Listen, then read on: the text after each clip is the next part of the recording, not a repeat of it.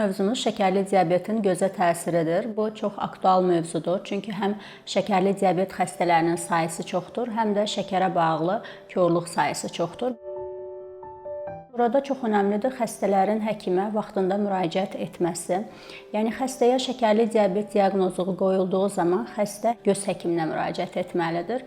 Endokrinoloqlar da bu xəstələri göz həkiminə yönləndirməlidir. Şəkərli diabet orqanizmin bütün damarlarını zədələdiyi kimi gözün də damarlarını zədələyir və bunun nəticəsində gözdə müxtəlif problemlər yaranır. Öndən arxaya doğru sayacaq olarsaq, gözdə quruluğun, kataraktanın, qlaukomanın, diabetik retinopatiyanın yaranmasına səbəb olur.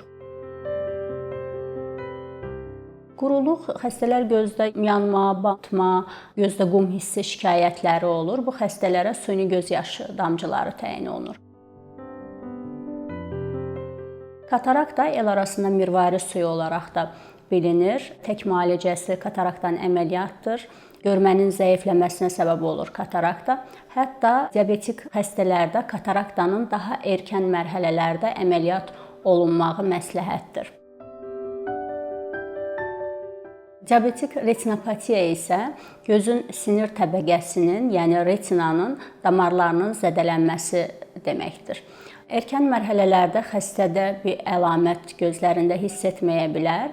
İlərləmiş mərhələlərdə isə görmənin zəifləməsi, gözdə uçan cisimlər, anidən görmənin itirilməsi yarana bilər.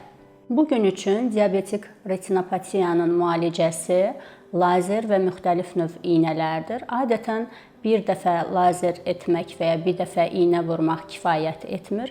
Yəni xəstələr uzun müddətli bir müalicə kursuna başlamış olur. Xəstəliyin ilərləmiş mərhələlərində isə son çarə olaraq vitektomiya dediyimiz göz tipi cərrahiyyəsi icra olunur.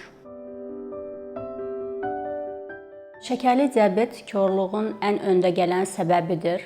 Ona görə də şəkərli diabet xəstələri mütəmadi göz həkiminin nəzarətində olmalıdır.